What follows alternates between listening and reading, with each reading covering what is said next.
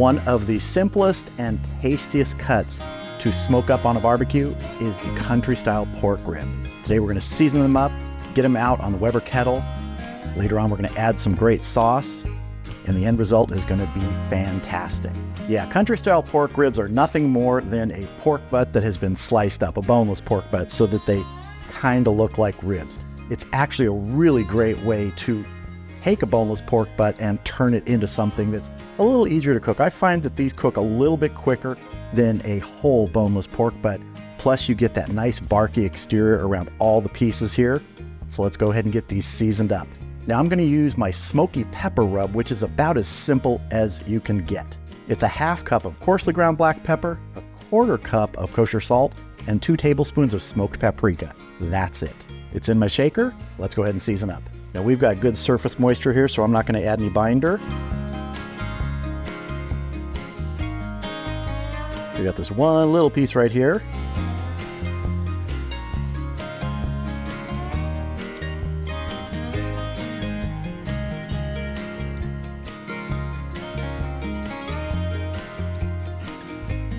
Remember those ends here. I'm excited about the sauce I'm using today. I found it at a farm stand when I was out of town recently, tasted it, and man, it is good. So I'm really excited to try that on this pork.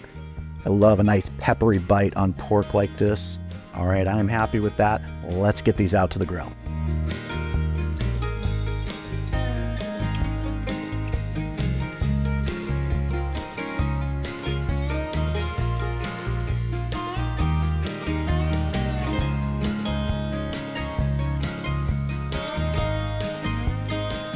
All right, the Weber kettle is up to temp. My target today is 250 degrees, and after we get our ribs on, we're gonna put a piece of red oak. Yeah, no, red oak's not traditional with pork, but let's get dangerous. I'm using the Mallory cast iron grate and the Mallory firewall.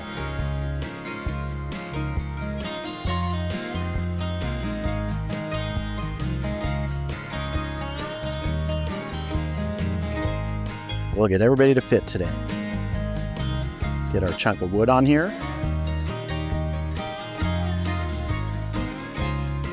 We'll come back in about an hour and we'll probably end up spritzing these. It's going to be a warm, dry day today in the 90s. Pretty dry.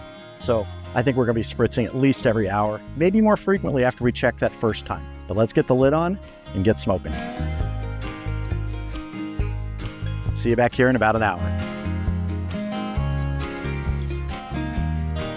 We are at the 1 hour mark. The temp's been holding really steady right around 250. I always get asked the question, what are your vent settings? Well, a long time ago when I made videos, I used to give the vent settings, but vent settings aren't universal. Every cook is different. Outside conditions affect things. The type of fuel you use affects things.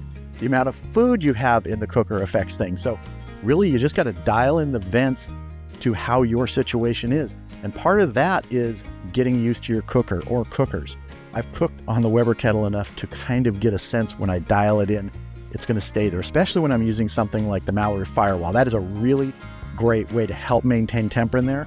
And also the additional vent that I put on the bottom here, it's commonly called the smoke hole. It's a kit from S&S Grills, and that really helps dial in that temp. So I actually have my bottom vent of the Weber completely closed, and I'm just using the smoke hole.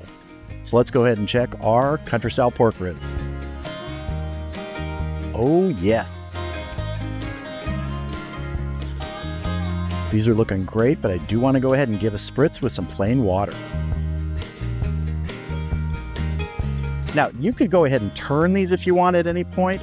I generally don't do that. Once they're on there, I leave them until they go into the foil pan, because that's what we're going to be doing once the color and texture is set. They're going to be going into a foil pan with some of that barbecue sauce I mentioned, a little bit of water, seal them up with foil, and they'll probably go another 2 hours after that. But these probably have another hour or two on the grill here, probably 2 more hours. About the 3 hour mark is when I usually end up wrapping these. So let's get the lid back on and let these keep smoking.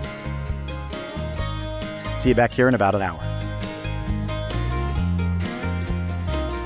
All right, we are at the 2 hour mark here. Temp's been holding steady. Let's go ahead and check our country-style pork ribs, see how they're looking, see how the texture and color are, and we'll probably end up spritzing them again if we don't wrap right now, but I doubt we're going to wrap right now. Oh, those are looking really good. Really good. I'm gonna give my chunk of wood a little turn here. See if we got any life left in it. Go ahead and give a spritz. Just want to do a little tenderness check here. Oh yeah, still a good amount of resistance. So we're gonna go 1 more hour. At that point, we're gonna wrap. See you back here in about an hour. All right, we're at the 3-hour mark. Let's get our country style pork ribs into a foil pan with a little bit of liquid and that barbecue sauce. Get them covered up and get them back on here because they're gonna go for another 2 hours.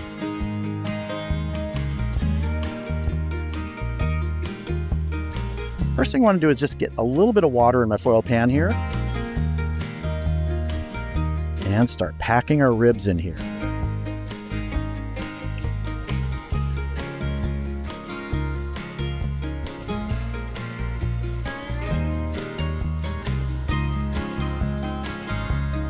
I want to get some of this barbecue sauce that I mentioned that I found at a farm stand.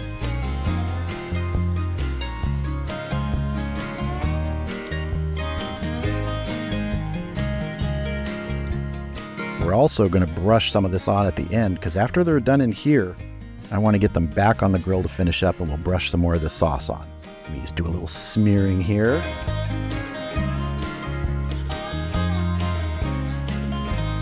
We're going to double wrap this today.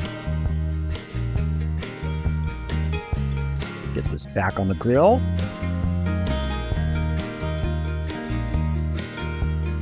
And we'll come back in 2 hours, take them out of the foil pan, get them back on the grill with a little bit more of that barbecue sauce to finish up the glaze. Those will probably go then for, I don't know, maybe 30 minutes or so, and then we'll head inside after that and have a taste. So I'll see you back here in a couple hours. All right, we have been in the foil for 2 hours. Let's go ahead and get our country style pork ribs out of that foil pan, back on the grill, and get them sauced up for a final 20 or 30 minutes.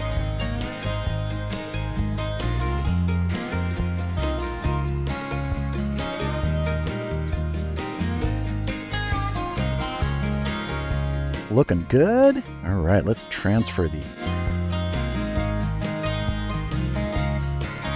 Oh, they're tender, some are falling apart.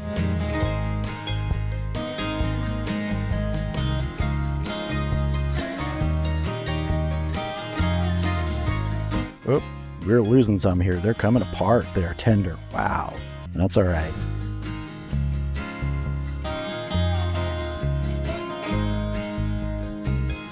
You know what? In looking at these, I don't think I need to add any more sauce to them. They are looking really good. We're just going to let this go for about 20 or 30 minutes. Then I'll get them off here, get them inside so we can have a taste. So next place I will see you is inside.